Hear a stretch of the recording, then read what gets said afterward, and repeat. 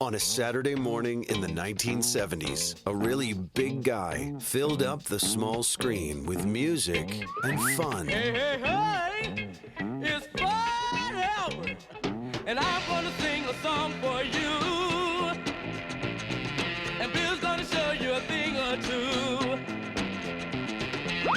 You'll have some fun now with me and all the gang, learning from each other while we do our thing. Gonna have a good time. Although Fat Albert and the Cosby Kids debuted on September 9th, 1972, Fat Albert was first introduced by Bill Cosby 5 years earlier in a comedy routine entitled Buck Buck. Come on out, Fat Albert. Fat Albert was the baddest buck breaker in the world, and he loved to hear us call his name. Fat Albert weighed 2,000 pounds, and he kicked the door to his house open, and you could hear him say, "Hey, hey!" But how did Bill Cosby take Fat Albert from stage to animated cartoon character and, in the process, create one of the most iconic shows in television history? I drew those people. You don't see anybody dressed like that, except had you been in the housing project in the late 40s, going into the 50s, North Philadelphia. I started drawing Fat Albert even before Ken Mundy's drawings. And then came a fellow by the name of Ken Brown, who copied my drawings.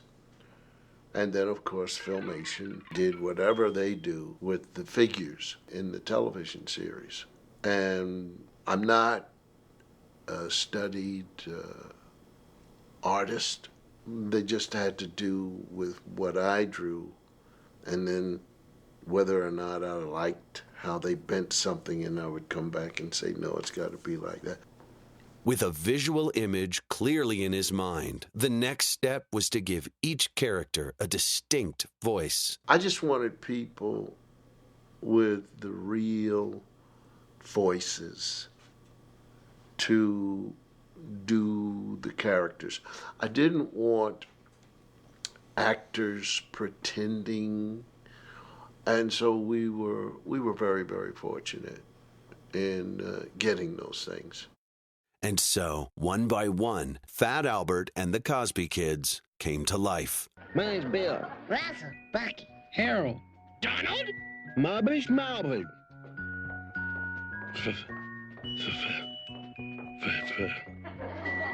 See you all in class. Fat Albert. F, fat, and then an A to follow. Fat Albert, easy to say. Uh-oh. Here comes Fat Albert. I guess the weigh-in is about to start. Hey, hey, hey! Hey, hey, hey! When you listen to my interpretation using Fat Albert's voice, there's no sounds like that, because I wanted to have inflections that I had never heard animated morning television cartoons for kids. A lot of them, well, gee whiz, Uncle Bob, what do you mean?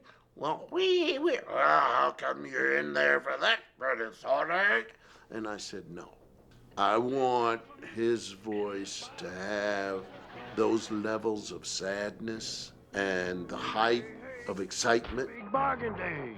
Soon as we wash a few dozen cards, we'll have lots of money to pay for the broken window. Are you ready? I took the voice of Fat Albert to give that size to a guy. And then I wanted him to have a saying that everybody would enjoy, a saying that would catch on. I just know that hey, hey, hey is a signal, it's a charge, that he's coming. Hey, hey, hey! Hey, hey, hey! Hey, hey, hey! And that came from, as I'm inventing this fellow, his love for the Temptations. In some of their songs, the background singers, hey, hey, hey, that kind of thing. And so whenever Fat Albert would say that, it was from his group, the Temps. I don't know if Fat Albert wanted to be a background singer for, or be one of the Temps. The Junkyard Band. Hey, hey, hey, let's really play! In my time, fat people were stereotyped as clumsy, to laugh at, not particularly intelligent, low self-esteem. You know what I am? Yeah, a fat kid waving a garbage can lit around. No, I'm the brown hornet with a space shield. The fat hornet would be a lot closer. I wanted to change that and make this Fat Albert a large fellow that everybody started liking because he was the biggest guy. And in the football game, or even in the buck games, he was the one that made the victories for us. We hear you dudes think you're pretty tough. So we're gonna challenge you to the Buck Championship of the world. You must be kidding, man. We've never lost. As life with him would go on, those of us in the neighborhood in this invention of mine leaned more and more on Albert because we hurt his feelings. And he let it be known he heard us talking about him and making fun of his size. Albert used to be cool, but lately he's been throwing his weight around. Yeah, I guess you're right. Okay, it's unanimous. Fat Albert's out of the club. To take a person like that and then begin to make that person someone who is intelligent, who has compassion, not only intelligent but wise and humorous, having feelings, and a leader. Did you talk to anybody who saw any of this? Well, not actually. They heard. They heard? You guys are going on hearsay? Now remember what Legal Eagle said. Get your facts straight. If we're wrong, we could cause a big panic. Now we're gonna get to the bottom of this. Come on, Russell. How much we got in the treasury, Donald? Now let's see. We got 73 cents, 4 bubblegum cards, 5 bottle caps, and 2 wads of bubblegum. Dumb Donald's cap over the face. I saw that in the winter. A kid took one of those woolen caps and cut, eye holes in the winter, and he just pulled it over his whole face. One of the guys I played with. That's nothing. My grandpa said last winter was so cold in this place, the flame in the stove froze up and he couldn't blow it out. You'll see him do like this from time to time. And that's because underneath that, his nose is running. Dumb Donald was dumb, but almost kind of dumb in a smart way. There were times he would say something that was so outrageously dumb. And then by the end of the episode, you kind of go, wait a minute. He actually had a point to make. It was a pretty good point. I am going to school. Good idea. Let's not go back to school this afternoon. You can't split up no hooky day. Who say sober? Everybody says so. Johnny Coles was a trumpet player, flugelhorn. Brilliant. Played with the leading jazz bands and had his own band. And Johnny was the only person I ever heard, and I'm sure he was the inventor of that sort of rubber limit wavy tropically. I loved it. And I asked John to come on the show and do that. And Johnny had a little, I think he was really very, very camera shy. He said okay, but it never really happened. So I said to Lou, okay, Lou, I'll do it. Baby, covers. Whenever I saw Jordan, he'd say to me, hey, baby, I said, hello, Jordan. And you just can't stop laughing. I bet you he knows how to get alligator mud off. To have a character like Mushmouth who was accepted by all of his friends in this particular show became very important because there were a lot of kids in the audience who might have been stutterers. There were other kids in the audience who had other kinds of conditions. But Mushmouth was a person who brought, I think, a special character to the show because he was accepted by the group. This is I have fun, Bill. You're supposed to watch over me and keep me out of trouble like Mom said. Russell. It is the exact character of a little brother, I'm telling, and always being put on you by your parents. Take him with you. He is the albatross. He is the anchor on dry land. I had a little brother like that, and I could kind of sympathize with it. I always used to imagine, too, that it was a professional basketball player named Bill Russell at the time. I kind of wonder maybe Bill may have actually named Russell after Russell since he already had the Bill part of the name covered. Wait till I tell my mom and pop. Your folks should have named you Drip. Oh, yeah, why? Because everybody can hear you, but nobody can turn you off. As the little kid, he's the guy that people are always trying to pick on and stuff like that, especially Rudy. But Rudy is his chief target for comedy. And he's a very wise guy. He's always got a wisecrack. He's quick with a quip. I always wanted to be in a horror movie. You have the face for it. Very funny, Russell. Good, wise, cracking, sound, and balanced very, very well. Against Russell, the two going at it. Joe Louis against two-ton Tony Galento. You dudes gonna play soccer or what? The way Rudy plays, it's probably or what? Very funny, short stuff. When the circus comes to town, I'm gonna recommend you as a clown. And I'm gonna recommend you for the sideshow. Rudy, the world's biggest turkey.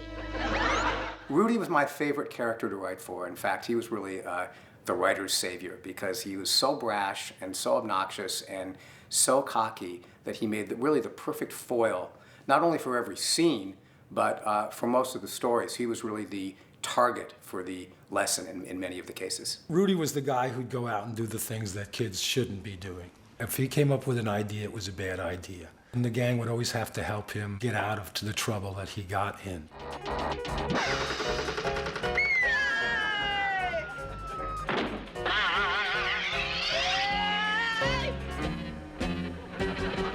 Looks like Rudy's cut out on the limb. Rudy, the guy who had one or two special things, because when you're brought up in a lower economic neighborhood, it doesn't take much for you to be the best dresser. Well, what do you think of the junk business, son? NC. NC? No class. Let an expert show you the ropes. Under, over, around, through, oops, I mean, down,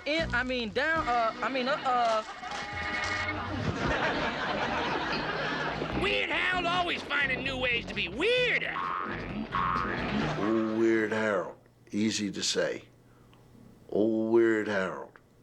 You don't have to do all the letters. Gerald Edwards was the voice of Weird Harold, and I was one of the animators on the show. The thing is, the two of us had worked together almost 20 years before that on a series called Cowboy in Africa.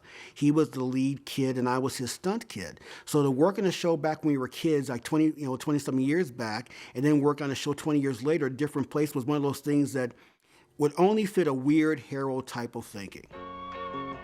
Oh, Bucky, just remember to jump up in the air and give a big karate yell when you whack the board. Right. Here goes. The nickname, Bucky. The teeth waiting for a face to grow around it so that there will be no overbite. Look at me. What's so good about walking on a tightrope on the ground? Lots. When the rope gets up in the air, I'll be right at home on it. You have to remember that these characters are pre-puberty. And I wanted Bucky to represent that face with the huge teeth. Bucky almost seemed to duplicate certain characters' functions. He was either kind of logical like Bill, or kind of strong like Fat Albert, or kind of weird like Harold. I sometimes wonder if we had maybe 7 kids rather than 8 kids. He might have been the superfluous one, but we did the best with him. And it was fun listening to the woman Jan Crawford do his voice, because he had this really unique, kind of high-pitched kind of voice. Rudy's right. Yeah, this is easy. Yeah, it's simple. Walk your dog for a nickel, lady? Sure, kid.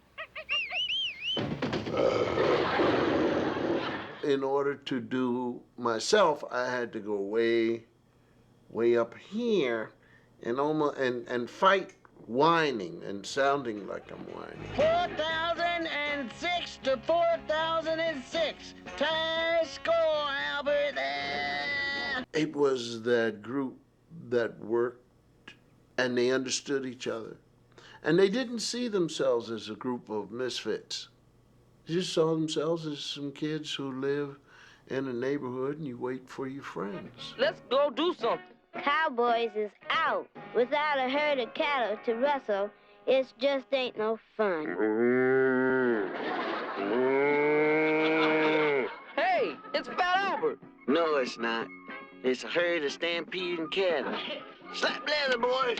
We got a vamoose after them critters. Pronto. With characters in place, a deal was struck with Lou Scheimer and Filmation Studios to develop an animated series for CBS. I wanted to make things correct.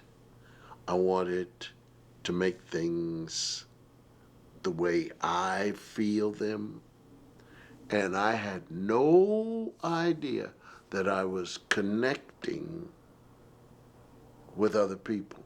But connect he did. Fat Albert and the Cosby Kids became an instant hit, rising above the clamor of Saturday morning cartoons. Fat Albert, they ought to call you 2 plus 2. 2 plus 2? Yeah, you're 4, everybody. What made the success of the show so groundbreaking was the fact that Fat Albert and the Cosby Kids was designed not just to entertain, but also to educate. I'm working at the University of Massachusetts on my master's and my EDD.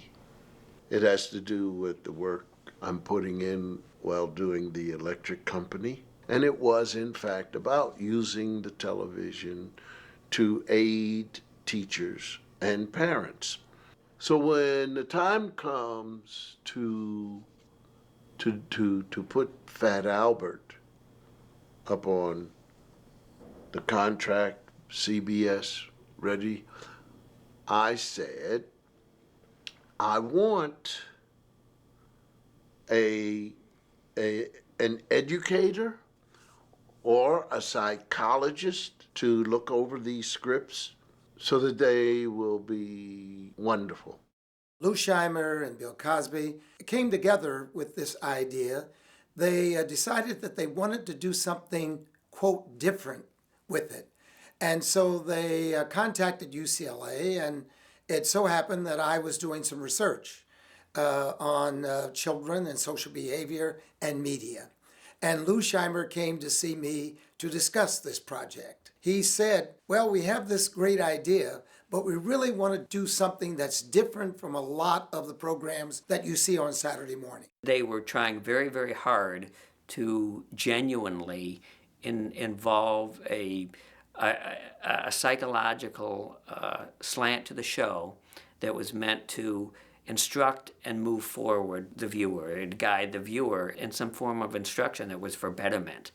Weird Al, you gotta get off this gambling kick. Why? I'll tell you why. Because a gambler is a dude like you who tries to get something for nothing. And that's what you wind up with. Nothing. And the issues Fat Albert dealt with decades ago are still a concern to parents and children today. You wouldn't do this to Fat Albert. If Fat Albert was here, I'd tell him a few things.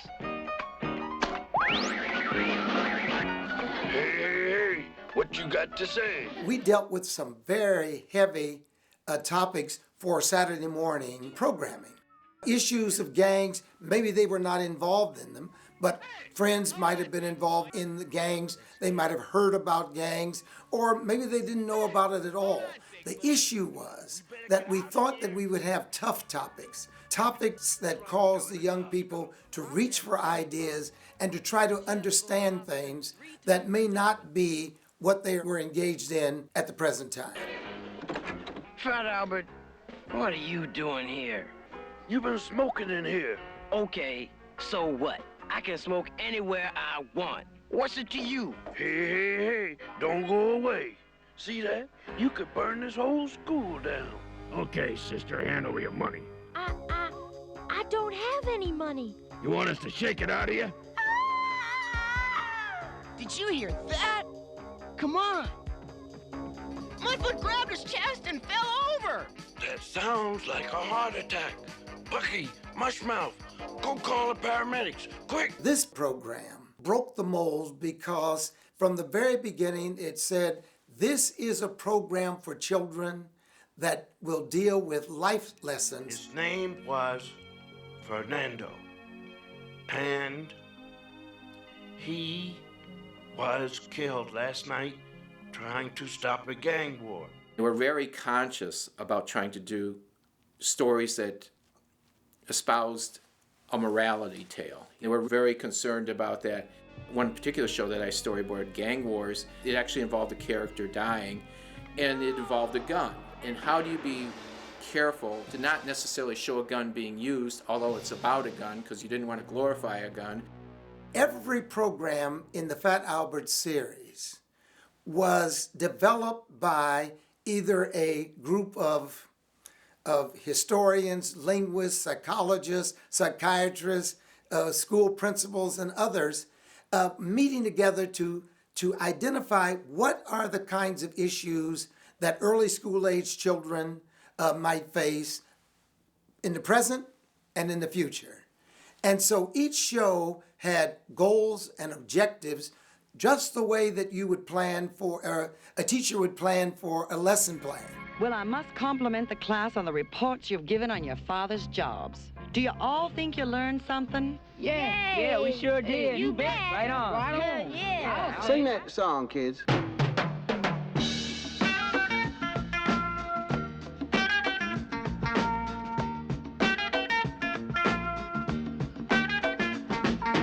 Everybody's job is important.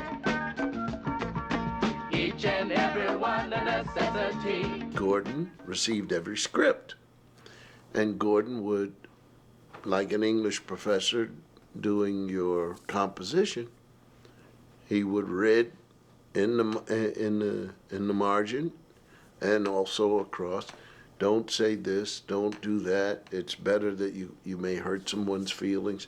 I'm very, very proud of that. I don't know how many other people, especially with comedy, will put up with someone saying, you can't say that, because most writers of comedy and sayers of comedy don't want to have to go back and rethink and find a way to say the same thing in a different way. This isn't any of your business. No, it is my business. It's your business. It's everybody's business. Do it now. Gordon Berry always had great ideas, and if we'd hit a problem, he wouldn't just say, oh, make that go away, but let's find another way to do it. He always had a solution to a problem that was a good solution. This was a different type of show for the network and for a lot of other people. We certainly knew that we were stretching the envelope. We better find her quick. The way she's feeling, she could get herself into some kind of trouble. Dr. Berry would read the script, and he would come back and says, you know, you're saying this, but why don't you also say that or take advantage of this in this particular scene? So Dr. Berry had a very important input into the educational part of the show, but he never turned it into an educational script. He reined me in and made sure we stayed on track as far as education goes. Hey, guys! I just saw Joyce heading for the waterfront! The waterfront? Oh, no. She shouldn't be hanging around there. Hey, let's not delay. The concept that was developed for this show grew out of some of the experiences, and I should say commitment of Bill Cosby to do something important for children, because this has been his commitment throughout his entire career. Having him come up with ideas, having him be at some of the sessions, I think helped to bring a certain texture and real experience to the real heart of this program. Not only did Bill Cosby lend his timeless humor and appear as a live-action character, he worked closely with the writers to create meaningful episodes. I would give them a beginning, middle, and end. And then they would fill in what the story was about. They would take an idea that I gave them. Example, let's have a story that there's a little girl and there's something wrong with her. She doesn't talk, she doesn't laugh, and we'll have the guys all kind of join in, and of course Fat Albert will lead the way and find out what the core of the problem is. Who hit you? My mother. But she loves me. If you take that and then put Lou's writers together, and I always joked about how I felt that, I mean, some of those jokes are funny, but they're funny out of Joey Miller's joke book. And so that's how you have, why you have so many classic lines that people have retained. You're like school on Sunday. No class. You know, Fat Albert's at that awkward age. Too old for an allowance and too young for a credit card. You had the components of live action, interaction with the viewer, conversation with Bill Cosby, setting the setup, the scene, the scenario, discussing the points that you should look at as a viewer and then take note of, because it was going to be significant. So he really helped the viewer get out of the show what he wanted them to get. I think Fat Albert and the kids kind of discovered one thing today. School may not be the greatest, but the worst thing in the world is not going to school when there is school. The live action breakaways really helped to reinforce the educational points, and they were a way for somebody to speak directly to the viewer rather than just having a viewer watch the show. It was like having a teacher, in a way, point things out about the show that the audience was supposed to take away. The kids have learned you gotta be careful who you put on a pedestal. What comes up might come down right on you. Bill would be on the set to do his live action bookends. And it was just great seeing him perform and teach like he was actually in a classroom telling the kids what to do and what not to do. I think the show needed those bookends to help make it the show that it was. See, a little candy now and then, I mean, this doesn't hurt anything. I mean, if you don't overdo it. Now, the trouble with Fat Albert and his new pal Slim is that neither one of them knows when to quit. I would always sit there and kind of be amazed when the live-action Bill Cosby would throw something in animated, Fat Albert would catch it. And when I got to work on the show, I said, that's how they did it. It was kind of a fun thing for me. I actually did a sequence for an episode where Bill Cosby threw the sign that had the titles out, and the Fat Albert character caught it and threw it back to him.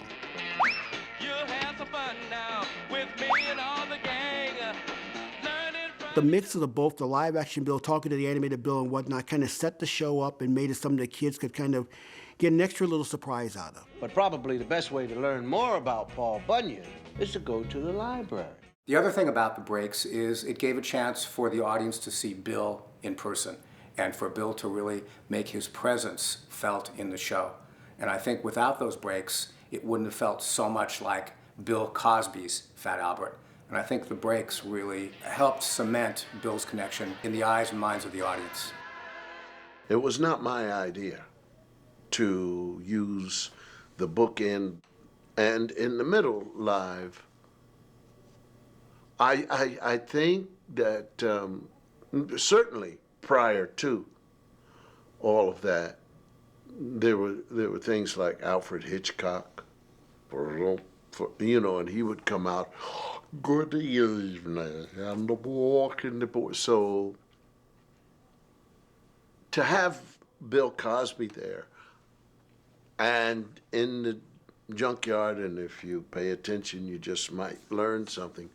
I don't know who invented that. This is Bill Cosby coming at you with music and fun. And if you're not careful, you may learn something before it's done. Hey, hey, hey. It was also important for me to be in this, to say things. I said things and I was in it, but the writing of the interstitials was really with their writers. Sometimes I think the way he acts is the reason he loses at basketball. I mean, not that losing at a basketball game is such a big thing, but there are times when a know-it-all attitude can cost a lot more than a game. And there was another way Fat Albert and the Cosby Kids made learning fun by speaking the universal language, music. Hey, us cats know how to play. Man, when our junkyard band plays, you can hear them cheering clear across the street. Why? Who's playing across the street?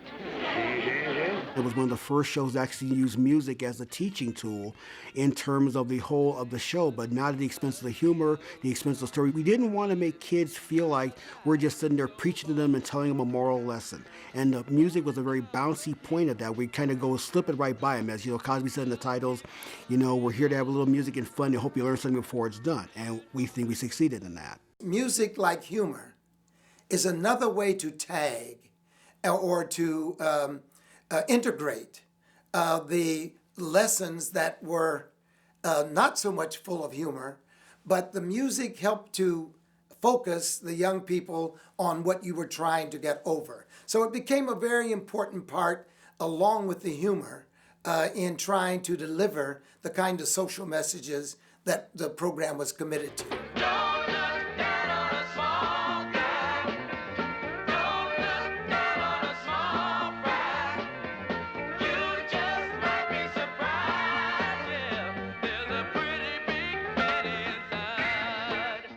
Watching Fat Albert, Dumb Donald, Mushmouth, Bucky, Rudy, Russell, Old Weird Harold, and Bill, it was clear that regardless of background or personal challenges, kids are the same everywhere. What you had was a program that is featured young people of color growing up in an urban setting that on itself was a very different thing for Saturday morning and indeed for children's programs. But the interesting thing about it is what we saw when we saw these urban kids, what we saw when we saw children of color, we saw simply a group of children that were dealing with issues faced by all children as they were growing and developing. Children out there in the broad audience saw them as just young people, very much like them. Admit it, Fat Albert, you're scared to ask Laverne for a date. You dudes make me suffer extreme irritation. I think a lot of kids saw the show past color. I don't think they saw color. I think they just saw a bunch of fun characters with great situations. I don't know anybody who's ever come up and said, oh, they were this race, I didn't watch the show. I think it was able to blend more and say, they just understood they were kids, like themselves, who had problems like they may be going through. Hey, I love driving my bus, but not when it's covered with spray paint. How'd you like spending your whole day inside what looks like a graffiti garbage can? And the money they spend cleaning up the buses could buy more buses. Most of the children out there in the broad audience simply looked at these characters and said, oh, they're like some of the friends I know. or at least I can identify with the problems that they're having. The fact that we didn't overtly deal with race very often really helped sort of mainstream America see African American kids, you know, in a more colorblind way, and not focus on their race and more focus on issues common to kids. It's my fault. I told her she was adopted. Kids are good at looking past color. It's only later in life that they start to pick up racist attitudes.